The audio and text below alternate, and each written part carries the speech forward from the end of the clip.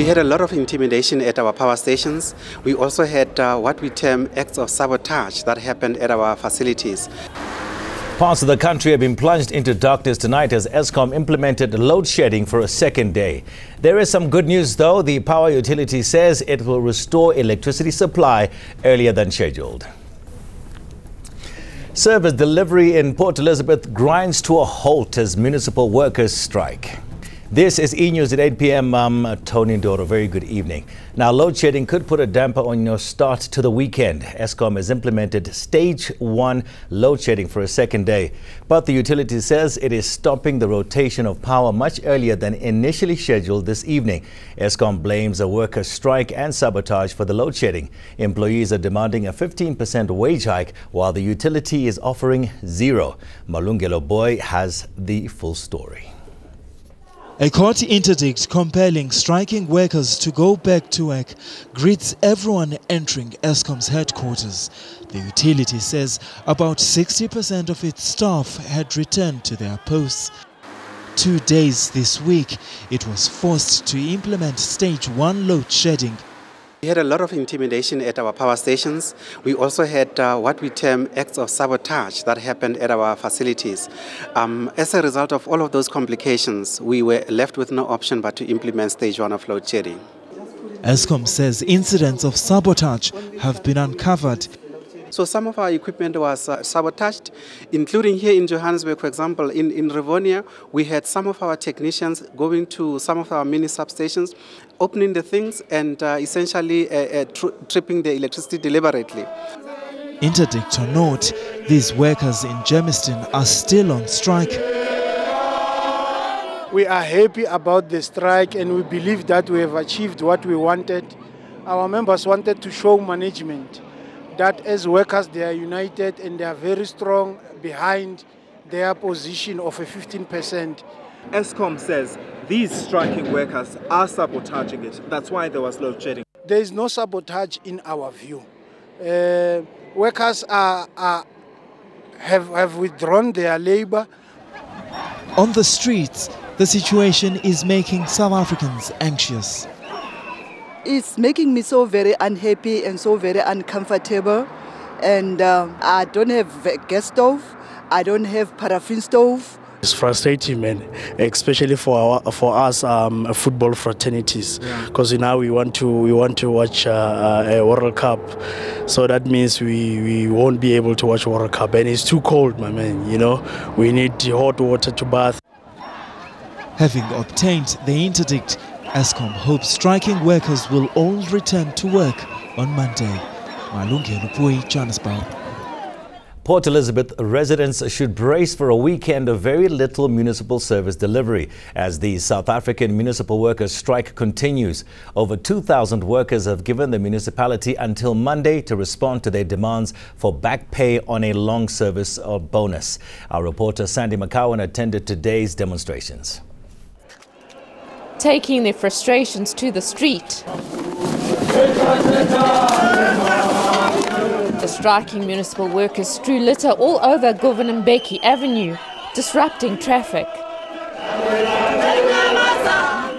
Finally, they marched to the City Hall to hand over a memorandum demanding a 30,000 rand long service bonus back pay for over 2,000 workers from 2000, when Port Elizabeth amalgamated with the Uitenhage municipality.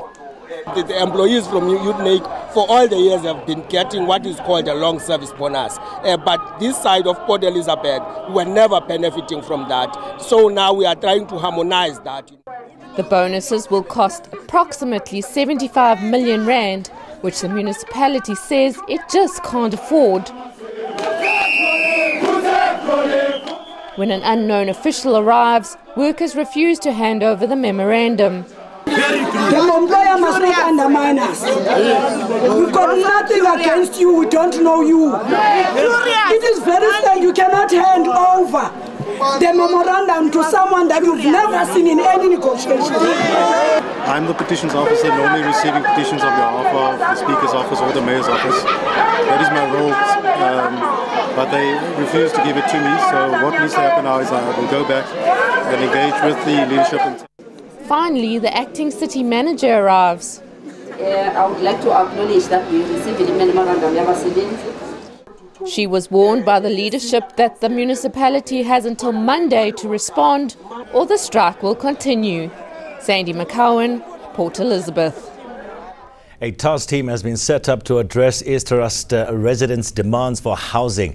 Residents embarked on violent protests for a third day today. 12 people have been arrested for vandalism and stealing a firearm from a Pretoria police station, while 4 others have been arrested for public violence. Police called in reinforcements to try and end the demonstrations. Our reporter Leranzo Temba was in the area. Flames of frustration rage on. Schools and businesses closed as residents bring this community to a standstill for the third day. They say they're sick and tired of being taken for a ride by those in charge. And they just estimate our water and lights when we go to the councils. We can't afford to pay all the money. Our pension people, that high rates for our pension people are killing them. While police are out on the streets trying to put a lid on the protests, the local police station is ransacked. We had 3 officers in the police station. They were just ambushed, sort of, and the community just went in there and took the items that they took. The firearm is still not recovered. While residents are raising long-standing service delivery issues, at the heart of their grievances is what they term government's failure to build them houses here in East Trust. We don't want empty promises no more. Residents claim, unlike their neighboring townships, no new houses have been built in their area in decades. They must keep the houses equal. When they say 20 people for East Trust, 20 people for Mamelodi. We are 10 or 11 people staying in one house. So we need housing. Housing officials say building new houses in the area simply won't happen. There's no land to develop here. This is an old township and there's no space to develop. People have to move to new development areas. We need to embrace development as it is and move away from our comfort zones. This is what it is. Go out, establish new friends and new communities. A team comprising of officials and community leaders has been set up to tackle the residents' calls for houses. The MEC came to come and calm the mood, and we hope that going from here, we'll be able to see the results of the legitimate protests. Residents expect a report back from the team on their grievances on housing in the next 2 weeks. Leranzo Temba, Pretoria.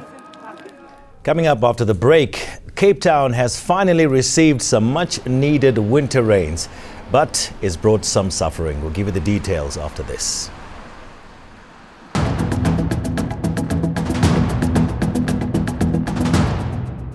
Awaited winter rains in drought-stricken Cape Town have brought not only relief but also some destruction. Uprooted trees, roofs blown off, informal structures and seepage have been the result of this week's downpour. Authorities will be working overtime this weekend to help those affected. Peladi Setusa has more. We love the rain. We're desperate for rain. The rain we're having is gradually breaking the back of the drought that has crippled the city. Unfortunately, the rain has been accompanied by some very strong wind. This has ripped roofs off RDP houses.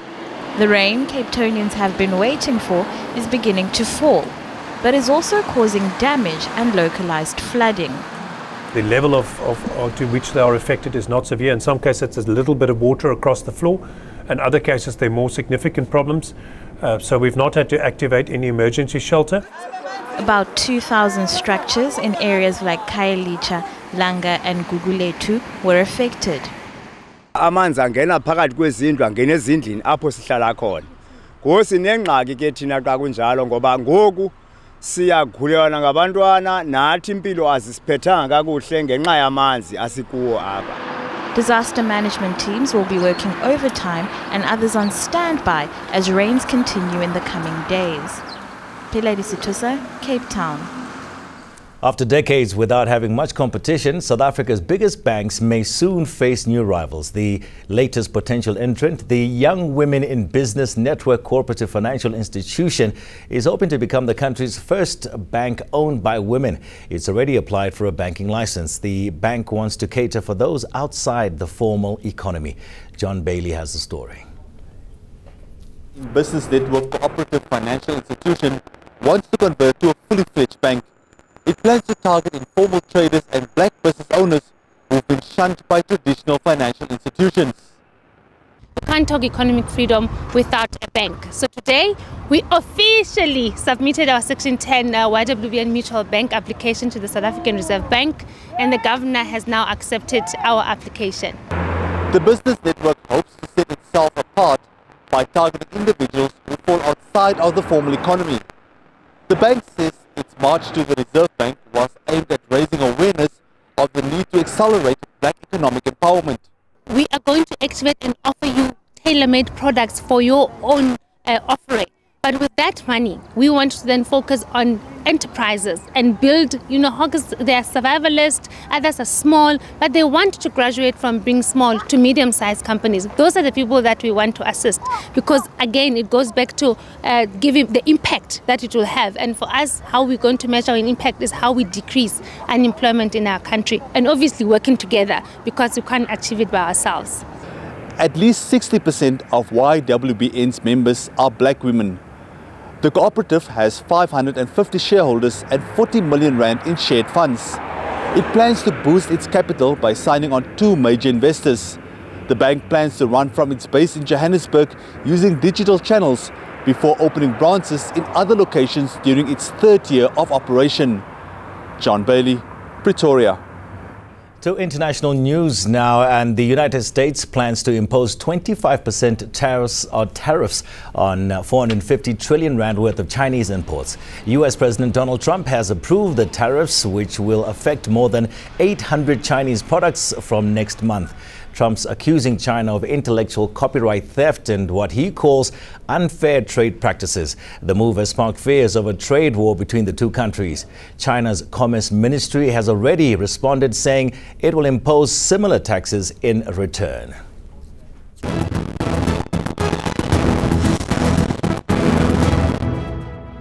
Here's a recap of your main stories this evening. Parts of the country have been plunged into darkness tonight as Eskom implemented a load shedding for a 2nd day. There is some good news though. The power utility says it will restore electricity supply earlier than scheduled.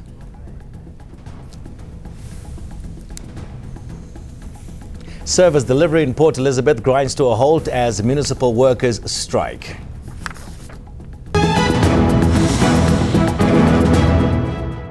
While we apologize for the poor sound quality, our technicians are working on it. Now, they say you shouldn't forget where you come from. Well, today, newly crowned Miss South Africa, Tamrin Green, visited her alma mater in Paarl. Green is a medical student and she says education played a huge role in her successes. She took her Youth Day message to pupils at the school. Nadine Taron was there. Miss South Africa 2018, visiting the New Orleans Secondary School in Paarl, where she was not only the head girl in 2012, but also the school's top academic achiever. We all know the history, or most of us know the history of what happened on June 16th and, the protests that happened and how learners and students stood up for what was right and to correct, the inequality. Now we have a responsibility to use that freedom that they fought for our own, to overcome our own challenges. For me, she's a very inspirational person. She told us to learn hard, work hard, and you will be successful if you try your best.